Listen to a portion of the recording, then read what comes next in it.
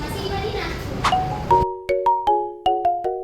Nah, untuk memudahkan kita memulai perjalanan, Ibu ada membuat sebuah media. Di mana media ini bisa disebut sebagai peta, tapi Masya Allah, peta sederhana, bukan peta Dora. Wow. Masya Allah. Nampak semua anak-anak? Siapa yang nggak nampak? Kau jangan. Maju Jan. Ya. Nah, di sini Ibu akan menguraikan tentang perjalanan Rasulullah dari kota Madinah dengan berjalan kaki dan menaiki unta bersama 1.600 sahabatnya menuju kota Makkah untuk melaksanakan ibadah umroh. Di sini anak-anak boleh perhatikan. Ini kota apa? Madinah. Madinah menuju Makkah. Kira-kira jaraknya berapa tadi Ibu bilang? 500 km. Dan Rasulullah membawa berapa pasukan? 1.600. Dan membawa 1.600 sahabatnya menuju kota Makkah untuk melaksanakan umroh.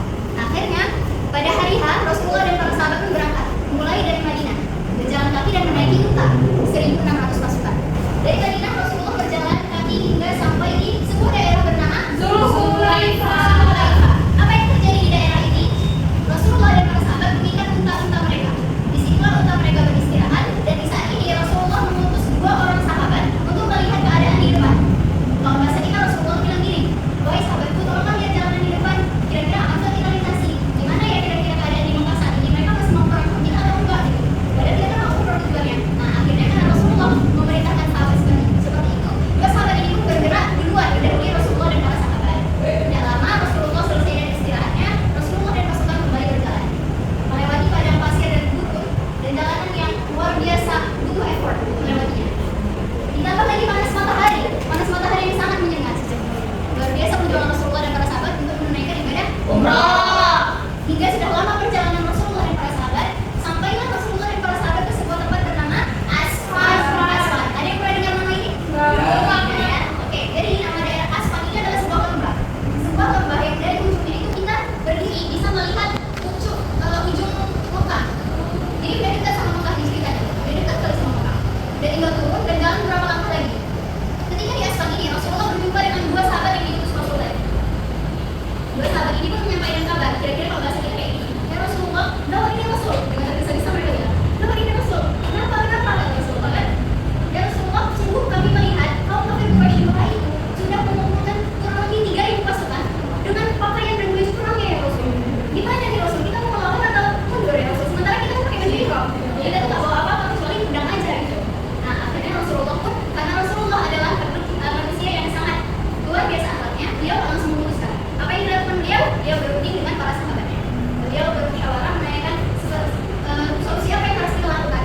Apakah kita ikut perang atau kita tetap di sini saja menunggu sampai mereka nggak nyerang kita atau kita balik ke Madinah? Akhirnya setelah berunding didapatlah kesepakatan bahwasannya Rasulullah dan para sahabat akan memutar jalan nggak dari jalan yang umum itu, memutar jalan menuju jalan yang sempit yang jarang sekali dilalui orang hingga bisa sampai nanti diam-diam dari belakang daerah kota Mekah. Kenapa begitu? Karena kalau seseorang sudah masuk kota Mekah dan dia ingin melaksanakan umrah atau ketika dia menginjakkan kaki di kota Mekah, tidak boleh ada bertumpah darah. Dulu dari zaman Nabi Ibrahim ini disebut sebagai tradisi oleh kaum kafir Quraisy. Bergeraklah Rasulullah dan para sahabat ini kan sudah dekat ya, sudah dekat sama Mekah.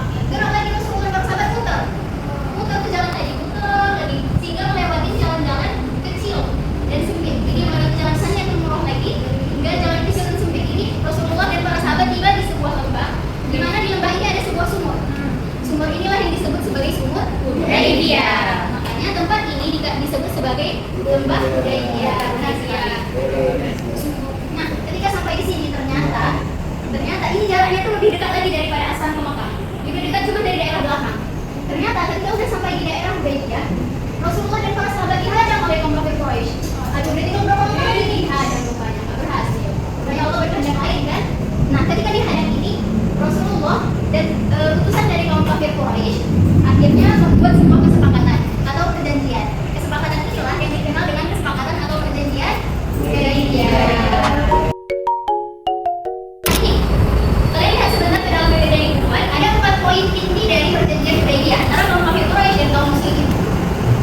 Ibu mau 4 orang deh, siswa ibu yang pengen bicara tentang, baca dulu nih apa-apa aja poin dari isi perjanjian Hudaybiyah dan sebutkan tafsirnya dengan bahasa kalian sendiri. Jadi tidak bahasa baku ini ya.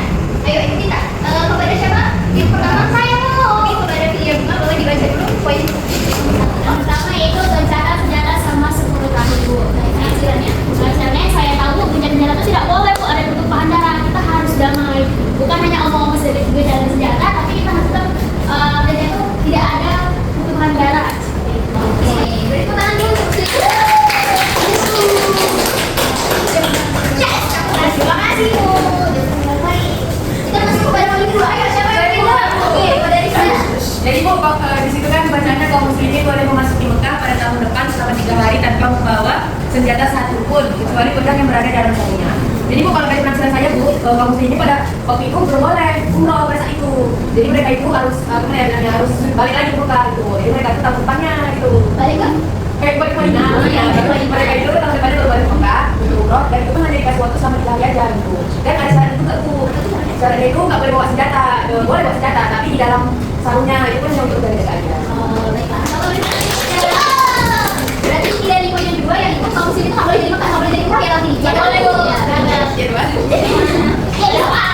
Berarti kita juga lihat ya perjalanan Rasulullah, perjuangan Rasulullah para sahabat itu sampai itu jalan lagi loh tadi lebih melaksanakan ibadah umroh. Kemudian masuk poin ketiga. Ayo siapa yang mau jawab? Saya dulu. Pada berarti. Oke. Yang ketiga itu proyek bersekutu dengan Nabi Muhammad begitu dan sebaliknya. Jadi itu penafsiran saya itu proyek ini boleh gabung dengan satu lain dan Nabi juga boleh gabung dengan yang lain gitu tanpa ada periklan satu sama lainnya. Oh berarti ini itu siapapun boleh bergabung dengan Rasulullah, siapapun boleh bergabung dengan kaum proyek ya. Oke.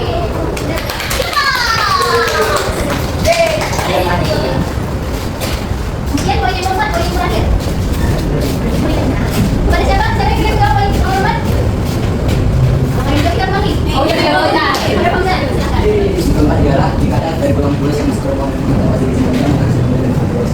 Tapi jika ada golongan dari iman masuk ke golongan tulis maka tidak boleh kembali. Jadi dalam penafsiran saya ini kepentingannya apa ya adil. Karena kan di sini terdapat kalau golongan tulis yang masuk ke golongan nabi itu harus kembali asalkan kalau golongan nabi yang masuk ke golongan tulis dia punya misalnya kalau Islam maka dia tidak boleh kembali. Jadi Senjangan, masya Allah. Benar-benar jawabannya. Jadi kan udah ada nih 4 isi dari perjanjian Hudaybiyah. Ibu harap kalian paham dengan isi dari perjanjian Hudaybiyah yang cuma 4 poin ini ya, insya Allah. Anak, ibu harap pertemuan singkat kita hari ini bisa membekas di hati kalian. Amin.